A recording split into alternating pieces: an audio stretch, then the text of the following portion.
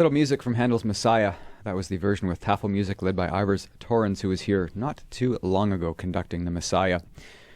Thanks for tuning in to Morning Light. I have a guest in the studio this morning, Alexander Mickelthwate, music director of the Winnipeg Symphony Orchestra. And speaking of the Messiah, we're here to chat a little bit about the Messiah. Good morning, Alexander. Welcome back. Morning. Always a pleasure to have you here. Yes, thank you. And Messiah, that's one of the big shows coming up, isn't it? It's the yearly tradition. You guys are making it into a yearly tradition with the Winnipeg Symphony Orchestra. So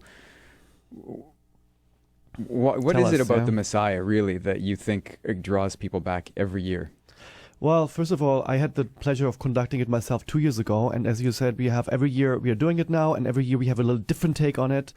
Today, actually, we are having, and tomorrow, again, performances with the Winnipeg Symphony.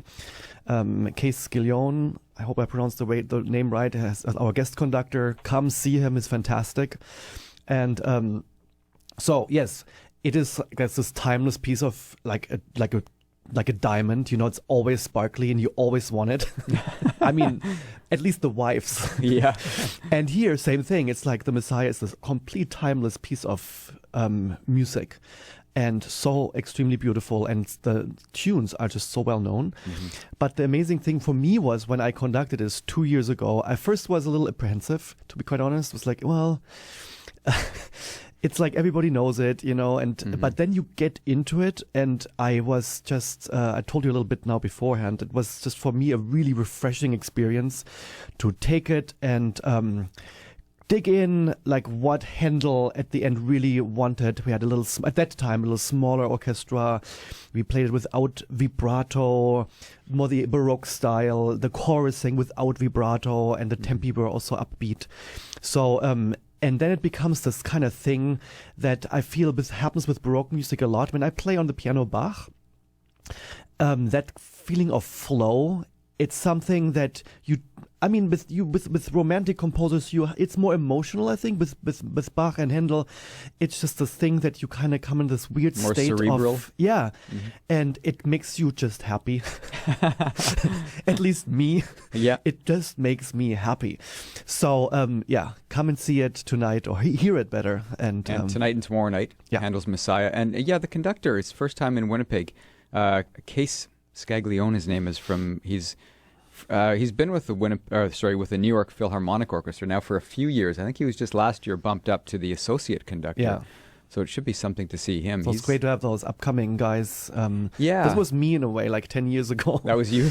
Well, in a way, you know, it's like fun to be, like I was in LA and then associate, and it's great to have those guys come here and, give a new perspective on music. Absolutely. And with, you know, for the orchestra and for the musicians themselves to have somebody sitting in who they've never seen before, they've never experienced before. What's that like for an orchestra to have somebody new all of a sudden standing in front of them and have to take direction from somebody else? Is it easy, or is it sort of a bit challenging? Well, I always compared, I don't know if I said here already, it's like this having a blind date, right, with 60 people or 70 people, and because you don't know them, you don't know each other. And so the gestures are supposed to be like the conducting gestures universal, but then at the end, because everybody's so refined and so sensitive to even tiny variations of like what a conductor does from a beat pattern, etc. So all those things get like really exciting. Well, how does he do it now, or she? And you're right. And then one reacts very differently, and the emotional giving of the conductor, the facial expressions and stuff. So you have to be almost more attentive in a sense, because they've gotten to know you so well. They can not predict necessarily, but they know they can have a sense of what's coming next and what you want, but they have to really pay attention to what. So it's exciting, of course, too. Yeah. And speaking of exciting, tomorrow is the second anniversary of Classic 107. Yes. It is. So we're celebrating 2 years. Congratulations, first of all. Happy birthday. I won't be in the studio tomorrow, but happy birthday. It's a big accomplishment, I think, in our day and age, to have like a classical radio station. That's huge. Mm-hmm. You know, born out of nothing in a way, and then going full power and really successfully. So thank you. Yeah. And it's been a pleasure. I mean, we've had you in the studio so many times, and hoping to get you in performing one day. Maybe we talked about it. So let's get a piano in here. Maybe can have a permanent installation and then we'll make music. That's right. We'll just get Steinway to, send us a grand. Oh yeah. Send us a grand piano, and we'll be Baby set. grand. Mm-hmm. I also, there's Messiah is one of your big concerts coming up, but it's the Christmas season. Yeah. And with the Christmas season, WSO likes to celebrate. So what else are you guys doing this season? Yeah, I mean, so the next 2 weeks are our, I don't know, the heart, everybody loves music, and it's like, I feel the Christmas season is where music elevates us in a different way. So yes, Messiah today, tomorrow, and then we have this fun Christmas concert Sunday afternoon. Our mayor will have a special appearance. As you know, he was actually conducting the orchestra in January, like this fun surprise with Beethoven Fifth Symphony. And yeah, he's a good guy, fantastic, very supportive actually of the orchestra. So yes, he's part of that Christmas concert. Yeah. Yes, he was part of the Christmas concert. And then next weekend we have Home Alone, and it's this crazy tradition now. More and more people watch it on TV every Christmas, and so we thought, well, let's try it.